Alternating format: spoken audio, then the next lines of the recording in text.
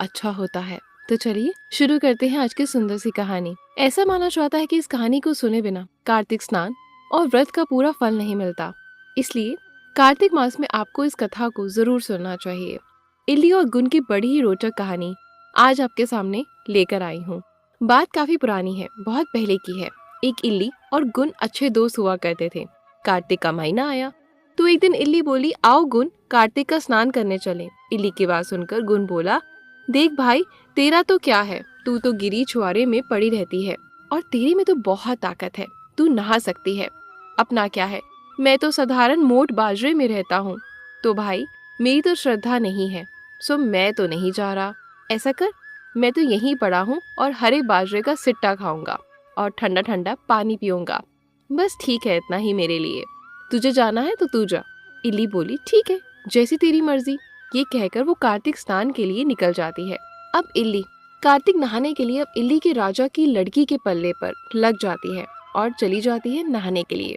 गुण जो है वो मोट बाजरा खाने में मस्त रहता है। कार्तिक का महीना समाप्त हो जाता है, साथ ही उन दोनों का इस योनि में जीवन भी पूरा हो जाता है। दोनों ही मर जाते हैं।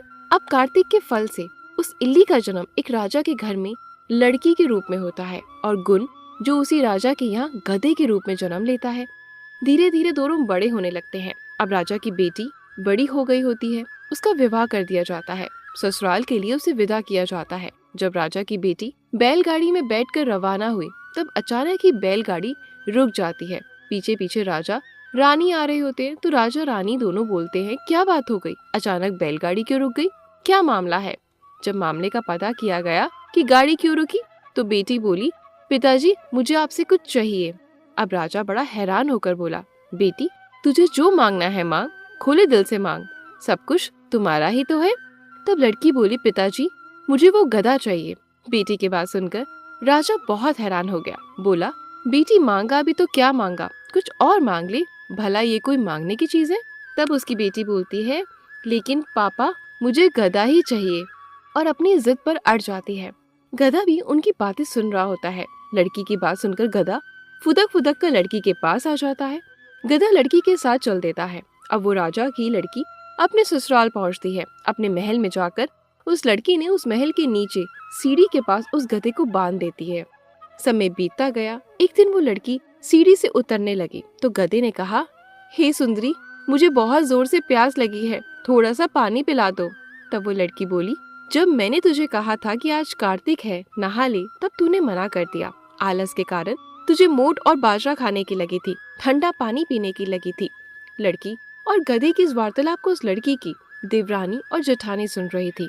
अब महल की रानी को इस तरह गधे से बात करते हुए सुनकर दोनों को ही चक्कर आने लगे। दोनों दौड़ी दौड़ी उस लड़की के पति के पास गई और बोली, ये तुम किस करनी को ब्याह लाए हो, ये तो जानवरों से बात करती है, जो गधा है महल में उससे बातें करती है। उस लड़की के पति को उन दोनों की बात पर विश्वास नहीं हुआ। वे अपनी भाभियों की बात सुनकर बोला, जब तक मैं अपने कानों से नहीं सुनूंगा और जब तक अपनी आंखों से देख ना लूं, मैं आप लोगों की बात नहीं मान सकता। दोनों ने कहा, ठीक है भाई, तुम अपनी आंखों से देख भी लो और कानों से सुन लो। अगले दिन वो सीढ़ी के पास छिपकर बैठ गया। उसकी पत्नी आई और गधे ने उससे फिर से वही बात कही, हे सुंदरी, थोड़ा पानी पिला दो। फिर रानी ने वही जवाब दिया। अपनी पत्नी को इस तरह गधे से बात करते हुए देखकर राजकुमार तलवार निकालकर उसके सामने आ गया और बोला, तुम जानवरों से कैसे बात कर सकती हो, बताओ तुम कौन हो। उसकी पत्नी ने उसे बहुत समझाया और कहा कि औरत को अपना भेद नहीं खोलना चाहिए, लेकिन वो अड़ा रहा, नहीं माना और कहने लगा, नहीं, मैं सब कुछ जानकर रहूंगा। राजकुमार की जिद के आगे उसकी पत्नी हार गई। उसने अपने पिछले जन्म की सारी बातें उसे बता दी कि वो इल्ली थी और ये गधा उस समय गुण था। इससे मैंने कई बार कहा कि कार्तिक नहाने चले, लेकिन इसने मेरी बात नहीं सुनी, मना कर दिया, जिसके परिणाम स्वरूप इस जन्म में ये गधा बनकर आया है और मैं राजा की लड़की, मैं इसे पिछले जन्म की बात कर रही थी। उसकी बात सुनकर राजकुमार बोला, क्या सचमुच कार्तिक स्नान करने का इतना पुण्य मिलता है? रानी ने कहा, हाँ सचमुच बेहद पुण्य मिलता है, तुम खुद ही देख सकते हो। अपनी पत्नी की सारी बातें सुनकर राजकुमार ने कहा, यदि कार्तिक स्नान का इतना ही महत्व है तो हम दोनों ही जोड़े के साथ कार्तिक स्नान करेंगे और कार्तिक में दान पुण्य भी करेंगे। आने वाला अगला जीवन भी हम सुख पूर्वक रह सके। कार्तिक मास आने पर दोनों ने जोड़ों के साथ स्नान करा और वह राजकुमार कई राज्यों का राजा बना। फिर जन जन में प्रिय हुआ। दोस्तों, इसके बाद सभी को हाथ जोड़कर कहना चाहिए, कार्तिक महाराज, जैसा आपने इल्ली को फल दिया वैसे ही सबको देना, लेकिन जैसा आपने गुण को फल दिया वैसा किसी को ना देना। ये थी कार्तिक मास में कार्तिक स्नान के बाद सुनी जाने वाली पवित्र कहानी। इसे इल्ली और गुण की कहानी कहा जाता है। आशा करती हूँ ये पौराणिक कहानी आपको पसंद आई होगी। बस ऐसे ही कुछ नई और गुण की कहानी जो कार्तिक माह में सुनना बहुत ज्यादा अच्छा होता है। तो चलिए शुरू करते हैं आज की सुंदर सी कहानी। ऐसा माना जाता है कि इस कहानी को सुने बिना कार्तिक स्नान और व्रत का पूरा फल नहीं मिलता।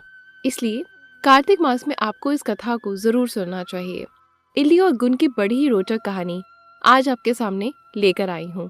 बात काफी पुरानी है, बहुत पहले की है। एक इल्ली और गुण अच्छे दोस्त हुआ करते थे। कार्तिक का महीना आया तो एक दिन इल्ली बोली, आओ गुण, कार्तिक का स्नान करने चले। इल्ली की बात सुनकर गुण बोला, देख भाई, तेरा तो क्या है, तू तो गिरी छुआरे में पड़ी रहती है और तेरी में तो बहुत ताकत है, तू नहा सकती है। अपना क्या है, मैं तो साधारण मोट बाजरे में रहता हूँ। तो भाई, मेरी तो श्रद्धा नहीं है, सो मैं तो नहीं जा रहा। ऐसा कर, मैं तो यहीं पड़ा हूँ और हरे बाजरे का सिट्टा खाऊंगा और ठंडा ठंडा पानी पीऊंगा। बस ठीक है, इतना ही मेरे लिए।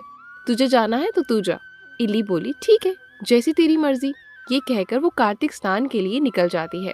अब इल्ली कार्तिक नहाने के लिए अब इल्ली के राजा की लड़की के पल्ले पर लग जाती है और चली जाती है नहाने के लिए। गुण जो है वो मोट बाजरा खाने में मस्त रहता है। कार्तिक का महीना समाप्त हो जाता है, साथ ही उन दोनों का इस योनि में जीवन भी पूरा हो जाता है। दोनों ही मर जाते हैं। अब कार्तिक के फल से उस इल्ली का जन्म एक राजा के घर में लड़की के रूप में होता है और गुण जो उसी राजा के यहाँ गधे के रूप में जन्म लेता है। धीरे धीरे दोनों बड़े होने लगते हैं। अब राजा की बेटी बड़ी हो गई होती है, उसका विवाह कर दिया जाता है। ससुराल के लिए उसे विदा किया जाता है। जब राजा की बेटी बैलगाड़ी में बैठकर रवाना हुई तब अचानक ही बैलगाड़ी रुक जाती है। पीछे पीछे राजा रानी आ रहे होते हैं तो राजा रानी दोनों बोलते हैं, क्या बात हो गई, अचानक बैलगाड़ी क्यों रुक गई, क्या मामला है। जब मामले का पता किया गया कि गाड़ी क्यों रुकी तो बेटी बोली, पिताजी, मुझे आपसे कुछ चाहिए। अब राजा बड़ा हैरान होकर बोला, बेटी, तुझे जो मांगना है मांग, खुले दिल से मांग, सब कुछ तुम्हारा ही तो है। तब लड़की बोली, पिताजी, मुझे वो गधा चाहिए। बेटी की बात सुनकर राजा बहुत हैरान हो गया। बोला, बेटी, मांगा भी तो क्या मांगा, कुछ और मांग ले, भला ये कोई मांगने की चीज है। तब उसकी बेटी बोलती है, लेकिन पापा, मुझे गधा ही चाहिए, और अपनी जिद पर अड़ जाती है। गधा भी उनकी बातें सुन रहा होता है। लड़की की बात सुनकर गधा फुदक फुदक कर लड़की के पास आ जाता है। गधा लड़की के साथ चल देता है। अब वो राजा की लड़की अपने ससुराल पहुंचती है। अपने महल में जाकर उस लड़की ने उस महल के नीचे सीढ़ी के पास उस गधे को बांध देती है।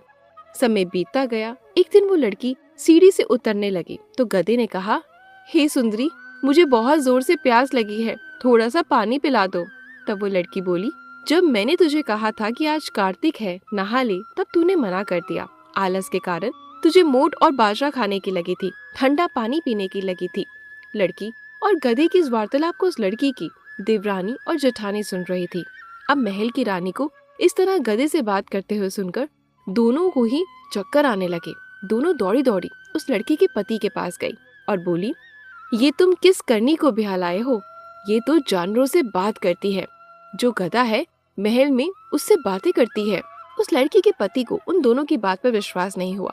वे अपनी भाभियों की बात सुनकर बोला, जब तक मैं अपने कानों से नहीं सुनूंगा और जब तक अपनी आंखों से देख ना लूं, मैं आप लोगों की बात नहीं मान सकता। दोनों ने कहा, ठीक है भाई, तुम अपनी आंखों से देख भी लो और कानों से सुन लो।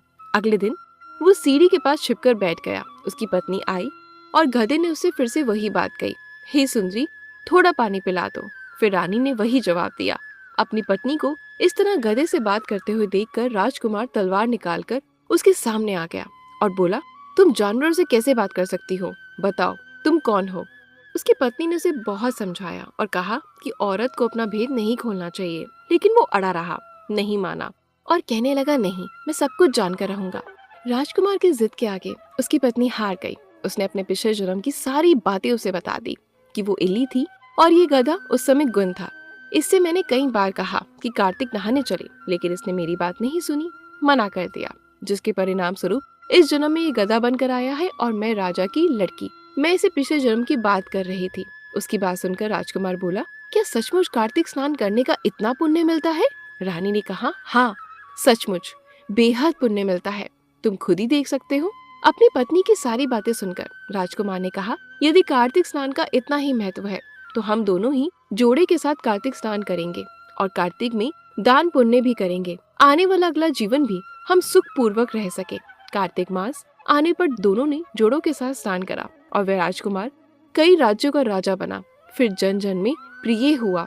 दोस्तों, इसके बाद सभी को हाथ जोड़कर कहना चाहिए, कार्तिक महाराज, जैसा आपने इल्ली को फल दिया वैसे ही सबको देना, लेकिन जैसा आपने गुण को फल दिया वैसा किसी को ना देना।